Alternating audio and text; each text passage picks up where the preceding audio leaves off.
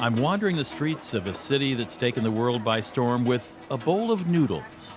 I'm here to uncover the culinary secrets and scenic spots on this rugged, wintry, northernmost island of Japan, Hokkaido.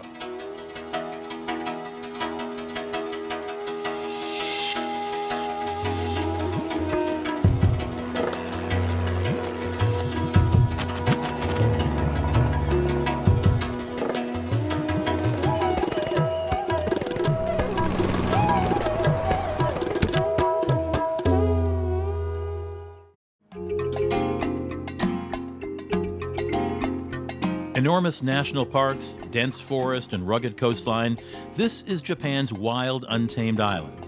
Volcanoes puff and hot springs bubble under a layer of pure white snow. Hokkaido is Japan's frontier, a mountainous, remote island largely unknown to the Japanese people until the 1800s. These days, people from all over flock here for the powdery snow, the hot spring resorts, and the celebrated cuisine. Hokkaido makes up about 20% of the landmass of Japan, but only around 5% of Japan's population inhabit this wild country. There are more than 100 volcanoes in Japan, 10% of all the active volcanoes in the world. So it's no surprise the ground is constantly bubbling. Hokkaido is the hot spring or onsen capital of Japan. My friend and restaurateur Daisuke Utagawa is leading me on an Epicurean excursion into this wild land. But the first stop is an onsen. Daisuke tells me it's the only way to begin a trip here. Domo. Arigato.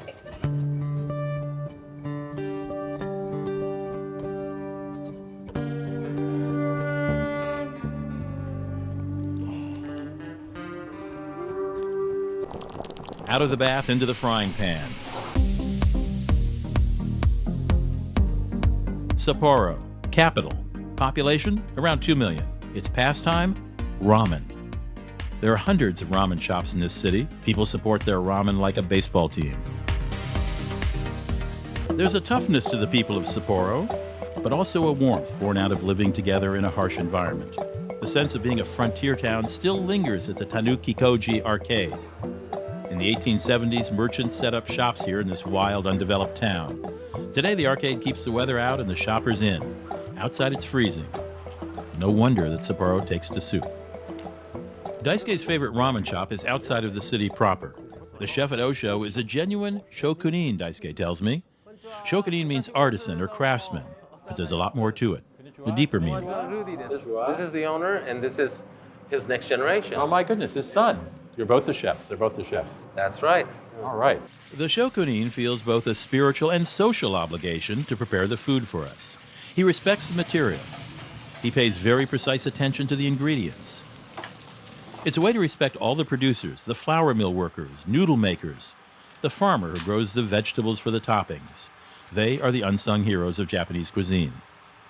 There's another Japanese term I've learned, kodawari, which means the effort and knowledge that goes into making something. Chef Okubo practices that kodawari when making ramen. Ramen is one of the few Japanese dishes that's not traditional. Noodles and meat-based broths came from China in the 19th century. And flour to make the noodles came from the U.S. after World War II. The worldwide phenomenon that is ramen started in the 1950s. The milling technology is highly developed here. It's the grade of flour that's key to the taste of the noodles for ramen. The noodles are the most important part of ramen. 4 sheets of noodles are pressed together and then cut. Something happens at the molecular level when you gently press the noodles for a long time. The molecules of protein bind in a way that gives it a distinct texture, a mouthfeel, or a chewiness. Daisuke's business partner, Chef Katsuya Fukushima, is here to work with Master Ishida to develop recipes for their Sapporo ramen restaurant in Washington, D.C.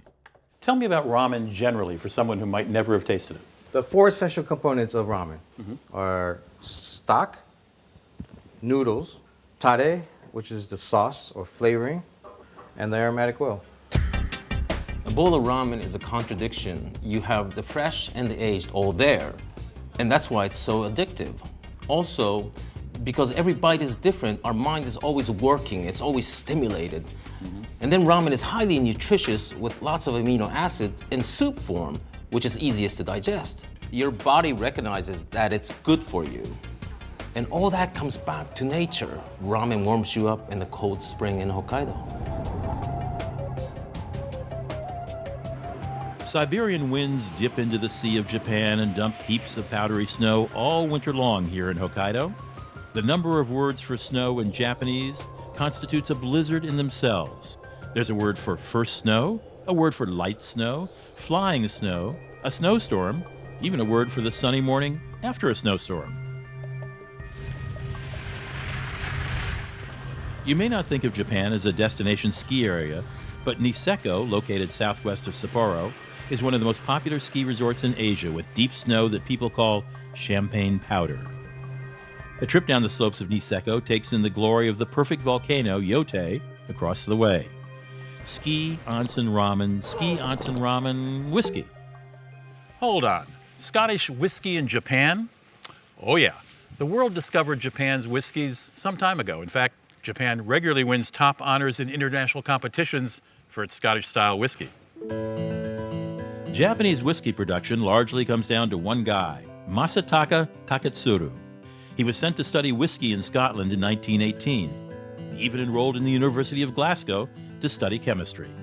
When he came home, he brought the secrets of making whiskey and a Scottish wife. Adjacent to Yoichi, the town of Otaru reflects the glory days of herring fishing.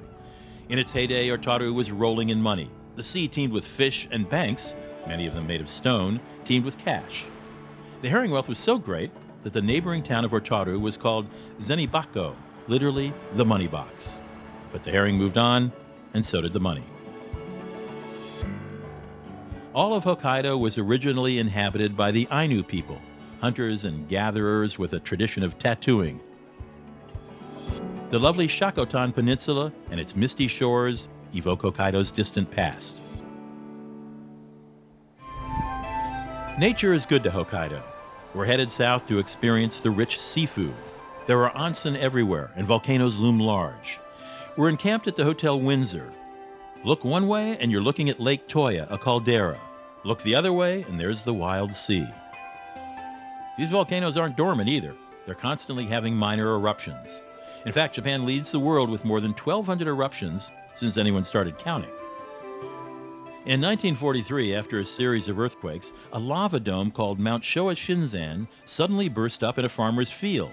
Showa Shinzan means new mountain in the Showa period. I wonder, does it put an extra spring in your step or make you live a little more fully to constantly be in the presence of these steaming giants? Maybe you enjoy your ramen just that much more, knowing that life could be fleeting. It's very clear that seafood is huge here in Hokkaido. Oh yeah. I mean, as a matter of fact, people travel here just to eat seafood. You know, sea urchin, crab, salmon roe, live scallops. These crabs are amazing. They're No, beautiful. They don't even look real. They're so gorgeous. It's a big thing here. Unbelievable.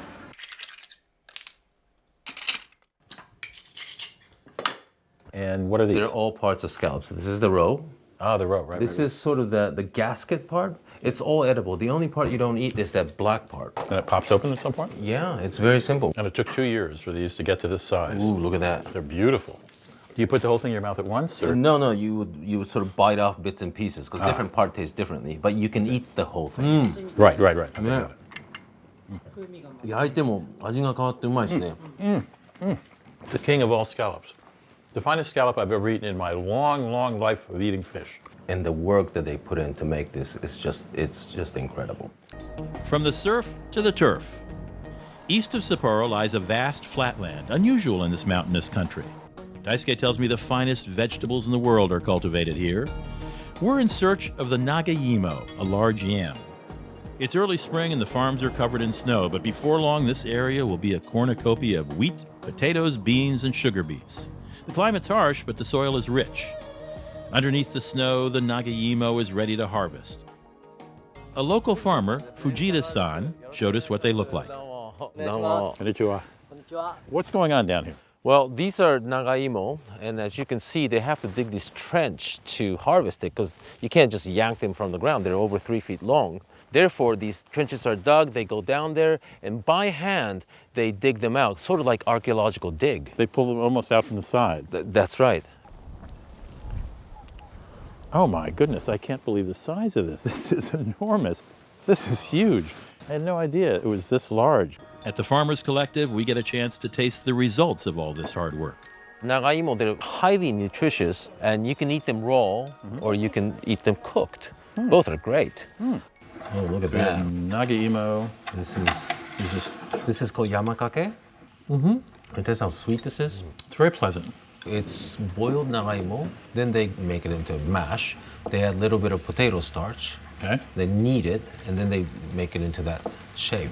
Okay, and they're going to fry it up. A little bit of butter. Back in Sapporo again for one last bowl of ramen. Daisuke's right. I've been craving ramen. In fact, I'm addicted. So everybody knows miso soup, right? Well, miso soup and ramen were two different things entirely. But back in the 1950s, in a ramen restaurant, the staff would eat miso soup for lunch, and sometimes they threw ramen noodles in it.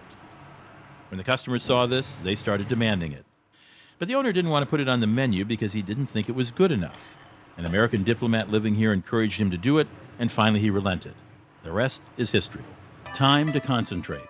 As I explore every corner of this soup, I can taste the mountain water, the fine flour, and the perfect noodles.